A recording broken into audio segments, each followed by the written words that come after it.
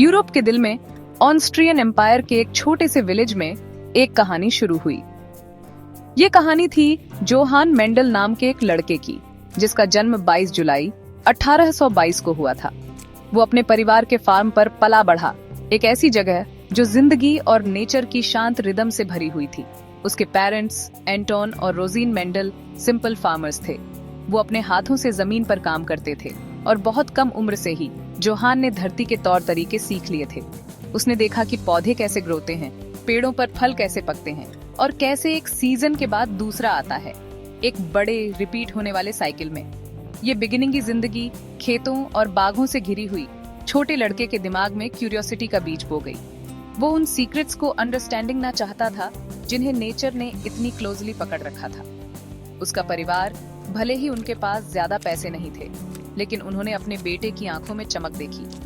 वे जानते थे कि वह सिर्फ फार्मिंग की जिंदगी से कहीं ज्यादा के लिए बना था। जोहान को पढ़ना बहुत पसंद था। वो अपनी स्टडीज में खासकर बहुत अच्छा था।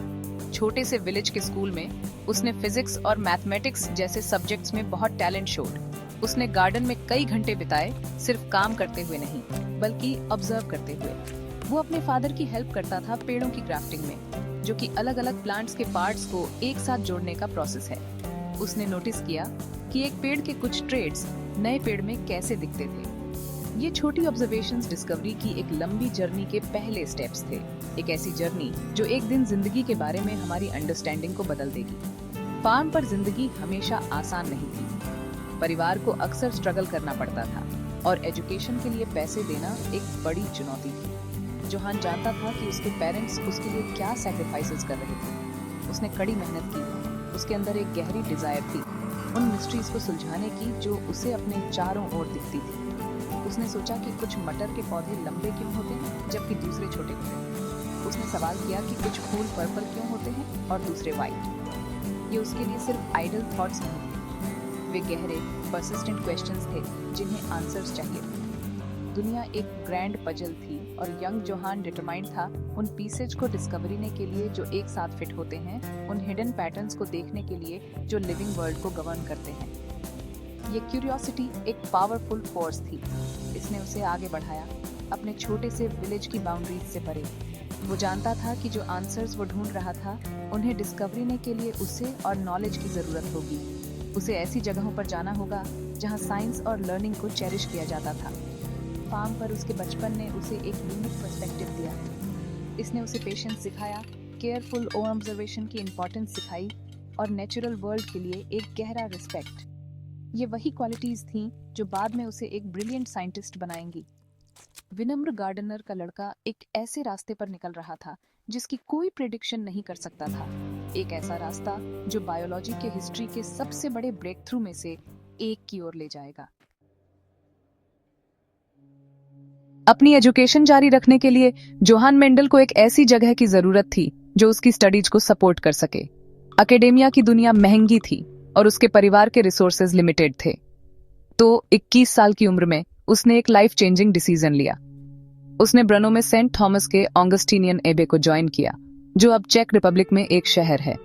ये शांत चिंतन की जगह थी, लेकिन ये साइंस और लर्निंग का सेंटर भी था। एक मॉन्क बनकर उसे एक नया नाम दिया गया, ग्रेगर। ये मॉनेस्ट्री दुनिया से पीछे हटना नहीं थी, बल्कि इसका एक गेटवे थी। इसने उसे पढ़ने और पढ़ाने का मौका दिया, कुछ ऐसा जो वह शायद अदरथा अफोर्ड नहीं कर पाता। एबे एक रिमार्केबल जगह थी। दूसरे मंक्स स्कॉलर्स थे जो एस्ट्रोनॉमी से लेकर बॉटनी तक हर चीज में इंटरेस्टेड थे। मॉनेस्ट्री में एक बड़ी लाइब्रेरी, एक्सटेंसिव गार्डन्स और यहाँ तक कि साइंटिफिक इक्विपमेंट का एक कलेक्शन भी था। ग्रेगर के लिए ये नॉलेज का एक पैराडाइज था। वह आखिरकार उन सब्जेक्ट्स में गहराई से उतर सका जिन्हें वह प्यार करता था। उसने फिजिक्स, मैथमेटिक्स और नेचुरल साइंसेज को बहुत पैशन के साथ पढ़ा। उसे अपनी ट्रेनिंग को आगे बढ़ाने के लिए वियना यूनिवर्सिटी भेजा गया, जहां उसने अपने समय के कुछ बेस्ट साइंटिफिक माइंड्स से सीखा। इस फॉर्मल एजुकेशन ने उसे वे टूल्स दिए जिनकी उसे अपनी क्यूरियोसिटी को एक स्ट्रक्चर्ड साइंटिफिक इन्वेस्टिगेशन में चेंजने के लिए जरूरत थी।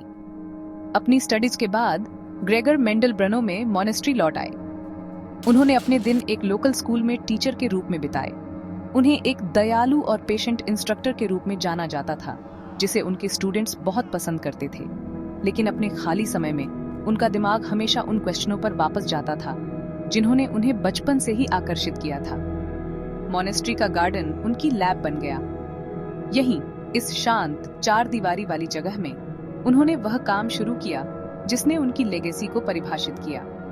एबे ने उनकी साइंटिफिक इंटरेस्ट्स को सपोर्ट किया, उन्हें अपने रिसर्च को आगे बढ़ाने की आजादी और रिसोर्सेज दिए। एक मॉन्क के रूप में उनके जीवन ने उनके मेटिक्युलस और पेशेंट वर्क के लिए एक परफेक्ट एनवायरनमेंट प्रोवाइड किया। मॉनेस्ट्री में शामिल होने का उनका इलेक्टेड केवल एक प्रैक्टिकल नहीं था, यह एक ऐसा रास्ता था जिसने उनके ब्रिलियंट दिमाग को फ्रूट ने फ्लावर्स ने दिया। वह आस्था का आदमी था, लेकिन वह साइंस का आदमी भी था। उनके लिए दोनों में कोई कॉन्फ्लिक्ट नहीं था। उन्होंने नेचुरल वर्ल्ड के स्टडी को क्रिएशन की सुंदरता और कॉम्प्लेक्सिटी को अप्रिशिएट करने का एक तरीका माना। मोनेस्टिक जीवन की पीसफुली और स्थिरता ने उन्हें एक लंबे और डिटेल्ड एक्सपेरिमेंट के लिए आवश्यक समय और फोकस दिया। एबे की पीसफुली में बाहरी दुनिया के दबावों से दूर ग्रेगर मेंडल जीवन के एक फंडामेंटल सीक्रेट को अनलॉक करने की रेडी कर रहे थे, एक सीक्रेट जो पूरे इतिहास में सादे नजारे में छिपा हुआ था। मॉनेस्ट्री गार्डन में ग्रेगर मेंडल ने अपने फेमस एक्सपेरिमेंट्स शुरू किए। उन्हें अपनी स्टडी के लिए सही सब्जेक्ट ढूंढने की जरूरत थी, एक ऐसी लिविंग चीज जो इजी से उग सके और जिसमें क्लियर ऑब्जर्वेबल कैरेक्टरिस्टिक्स हों। उन्होंने कॉमन मटर का पौधा इलेक्टेड। ये परफेक्ट चॉइस थी।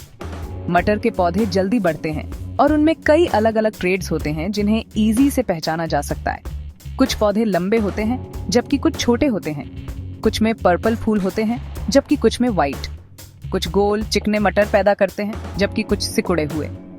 मेंडल जानते थे कि विश्वसनीय परिणाम पाने के लिए उन्हें अपने काम में अविश्वसनीय रूप से सावधान और मेथडिकल होना होगा। 8 साल तक मेंडल ने अपने गार्डन में अथक रूप से काम किया। वह एक डिटेक्टिव की तरह थे। मटर के पौधों को हाथ से केयरफुली पूर्वक क्रॉस पॉलिनेट करते थे। वह एक लंबे पौधे से पराग लेते और उसे एक छोटे पौधे के फूल में ट्रांसफर करते। फिर वह इस क्रॉस से बीज बोते और पौधों की नई पीढ़ी का ऑब्जर्वेशन करते। उन्होंने जो कुछ भी देखा उसका डिटेल्ड रिकॉर्ड रखा। उन्होंने सिर्फ 1 या 2 पौधों को नहीं देखा, उन्होंने हजारों पौधों का स्टडी किया, कई पीढ़ियों तक। यही उनकी सफलता की कुंजी थी। उन्होंने मैथमेटिक्स का उपयोग किया, हर एक पौधे और हर एक ट्रेड को काउंटेड।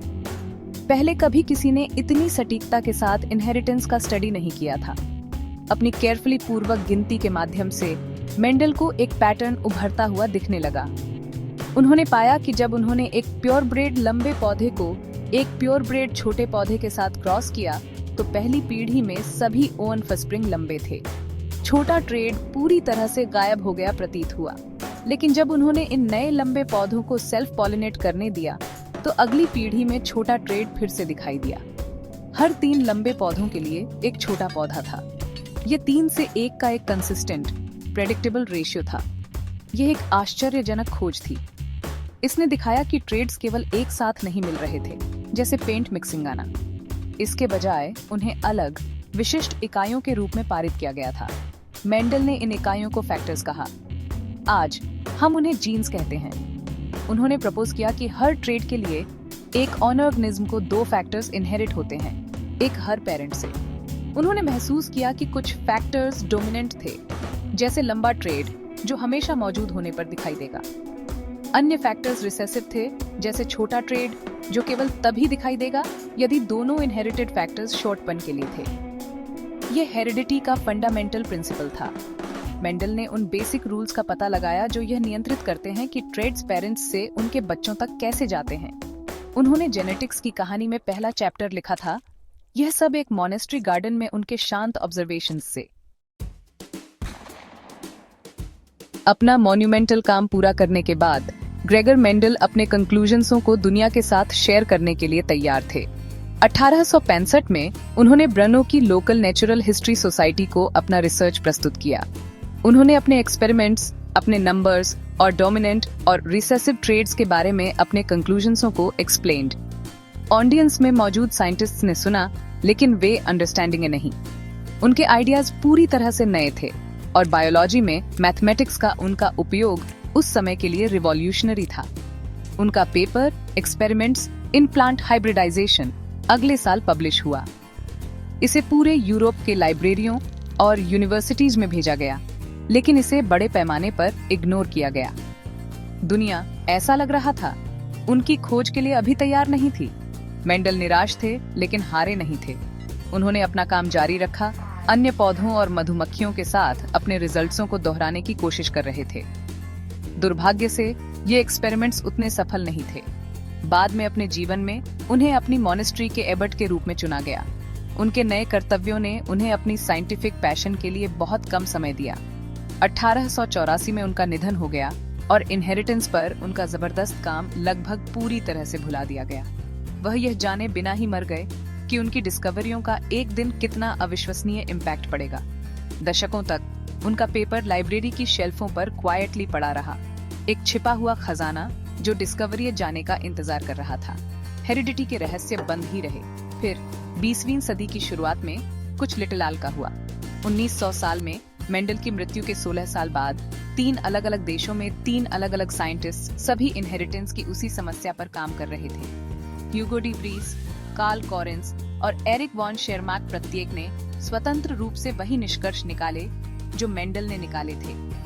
इस विषय पर रिसर्च करते हुए वे सभी 1866 से उनके भूले हुए पेपर पर ठोकर खा गए। वे यह जानकर हैरान थे कि इस अज्ञात मॉन्क ने दशकों पहले उन्हीं सिद्धांतों की खोज की थी। उन्होंने मेंडल को पूरा श्रेय दिया और अचानक उनका काम प्रकाश में आया। मेंडल के नियमों की रीडिस्कवरी ने एक नए विज्ञान, जेनेटिक्स के जन्म को चिह्नित किया। उनके आइडियाज़ों ने वह ढांचा प्रदान किया जिसकी बायोलॉजी को हेरिडिटी, इवोल्यूशन और जीवन की प्रकृति को अंडरस्टैंडिंग के लिए नेसेसरीता थी।